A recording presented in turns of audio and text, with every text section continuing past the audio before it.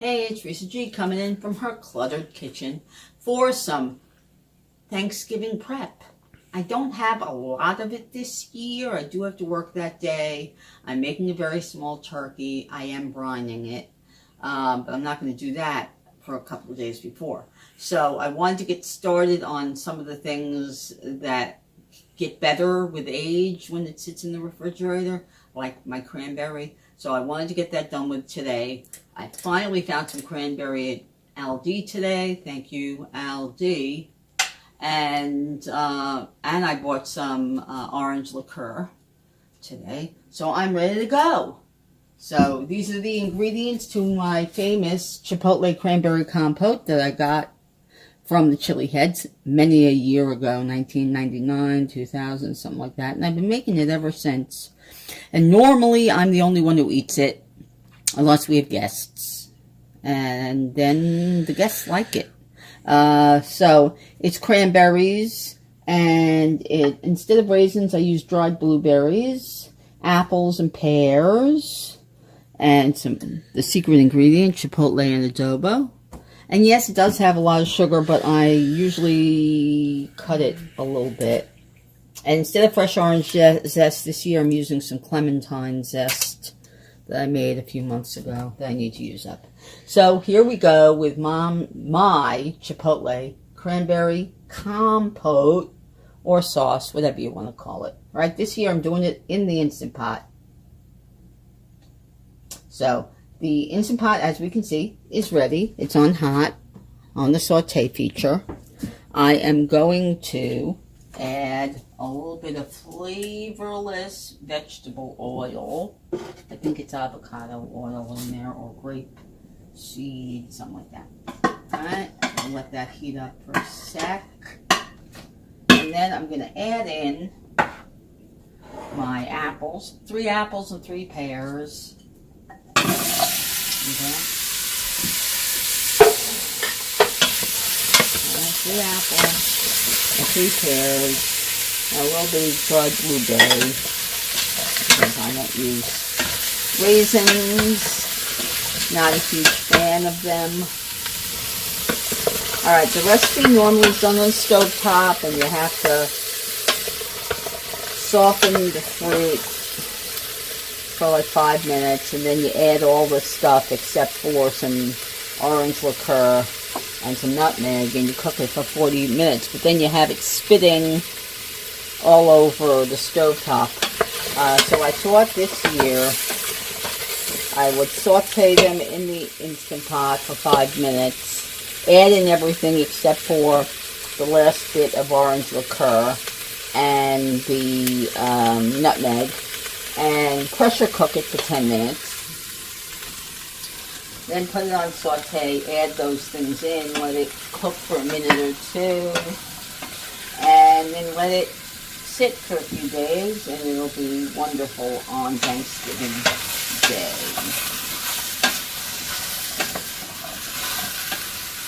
Okay, we'll let this sit for a few minutes, and we'll be back to add in everything. Okay, so as we can see, it's been on a natural release for about 10 minutes now. I'm going to press that and pull it out so that the steam doesn't hit the wood of the cabinet and ruin the wood, even though these are older in crappy condition. It doesn't matter, but anyway. Alright, so I'm going to release the steam. We'll open it up. I'll flip it. I'll put it on saute. Add in the last couple ingredients. I'll boil it for, simmer it for a minute or so. And then that's it. Then it just sits. It thickens all on its own from the gelatin in the natural gelatin in the cranberries. I think there's some, because it seems to thicken magically in the refrigerator for a little while. But as we know, I have not made this in the Instant Pot before. If I have, it cuts down about 45 minutes of cook time, which is lovely. And plus I don't have to stand at the stove stirring every 10 minutes, and I don't get it all over the stove. So that's a fabulous thing. It's all contained in the pot. I've noticed something with this Lux, that it takes a lot longer to come down to pressure than my Duo Plus. I don't know why. This doesn't have that much in it. I mean, it's maybe half full. Shouldn't be taking this long. Especially after a 9 or 10 minute natural release. Anyway, but that's part to come of my review of the machine, as we know. Alright, 1, 2, come on, drop, baby, drop. The other thing about this one I don't really like is that when it's up, you can't really tell if it's up. The other one, it comes up above this space. It sounds like it hasn't, but it hasn't dropped. Ah, there you go. It dropped. Okay. Open it up. I'll put this back on seal. And because it doesn't have any place to put the hot lid, there's no place to put the hot lid. Alright. Anyway, so there you go. It's kind of liquidy, but you can see the juices are not too thin, but still quite a bit of juice. So, alright, I'm going to put it on saute. Okay. I'm going to add in that nutmeg. Stir it around a little bit. And when it comes to a simmer, I will add the rest of the orange liqueur and let it simmer for another minute. And our Chipotle cranberry compote is done.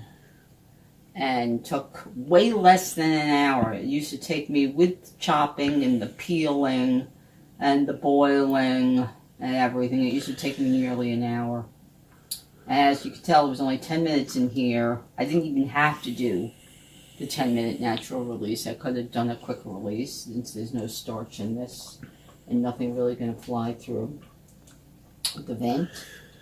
And so maybe 25 minutes altogether. 20-25 minutes. Fabulous. Okay, well, it's starting to simmer. I'm going to add the rest of the orange liqueur. Okay. 2 nips are a perfect amount for somebody who does not have a large bottle just sitting around. Okay. Let it simmer for a minute.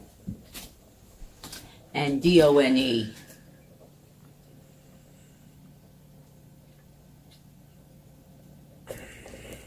It's bubbly, bubbly. Look at that.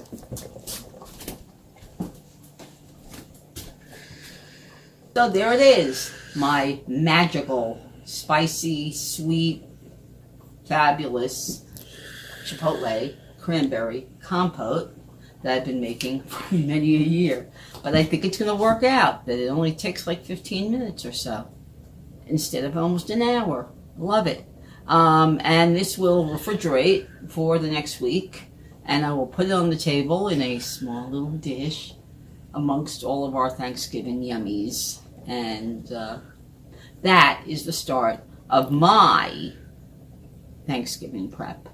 Thanks for watching.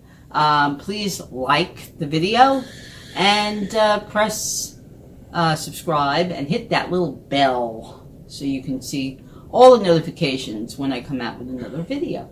And thanks for coming into Teresa's Cluttered Kitchen. Bye.